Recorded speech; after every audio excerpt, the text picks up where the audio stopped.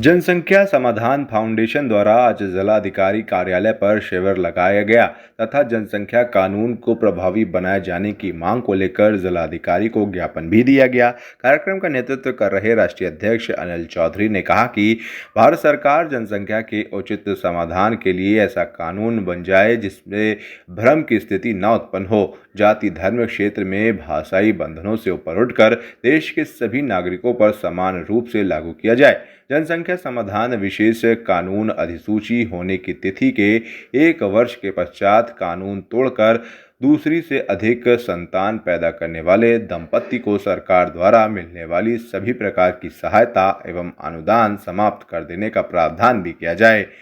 इतना ही नहीं, 2 से ज़्यादा संतान उत्पन्न करने वाले माता पिता व उनकी संतान को चुनावी प्रक्रिया में भाग लेने से वंचित कर दिया जाए और चौथी संतान के उत्पन्न होने की स्थिति में ऐसे दंपतियों की नसबंदी कराकर 10 वर्ष की जेल का प्रावधान किया जाए ताकि कोई भी नागरिक चौथी संतान के बारे में स्वप्न में भी न सोच सके। हमारी मांग ये है कि हमारे देश की जनसंख्या एक जो जिस स्तर पे पहुंच गई, आज वर्ल्ड में 1 नंबर में आ गए जनसंख्या में, और जबकि हमारे यहाँ कुछ संप्रदाय के, हमारे हिंदू संप्रदाय के लोग जनसंख्या को ऑलरेडी नियंत्रित किए हुए हैं, लेकिन कुछ विशेष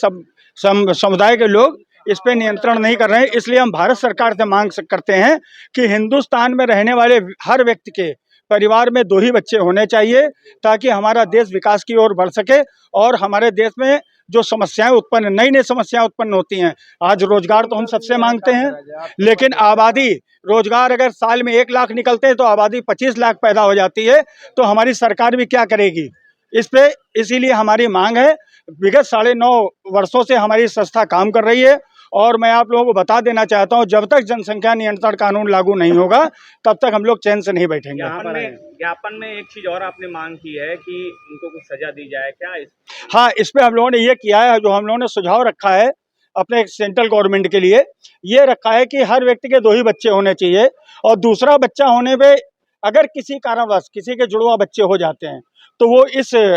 इस मतलब वो तो एक कुदरती देन है, ईश्वर की देन है, इसलिए उसको इस दायरे में ना रखते हुए उसको किनारे कर दिया जाए। लेकिन अगर वैसे कोई तीसरा बच्चा पैदा करता है, वो किसी भी संप्रदाय का हो, तो उसकी सारी सरकारी सुविधाएं छीन लेनी चाहिए, वोटिंग का अधिकार छीन लेना चाहिए। और इसी तरीके अगर वो चौथा बच्चा पैदा करता है तो उसके माँ बाप को 10 साल की कैद और दोनों को अलग अलग जेलों में रखा जाए, ताकि मुझे लगता है वो लोग हमारे देश की प्रगति में बाधा बनते हैं और हमारे देश के विकास नहीं होने देना चाहते हैं। इसलिए वो देश के एक मुलजिम हैं और उनको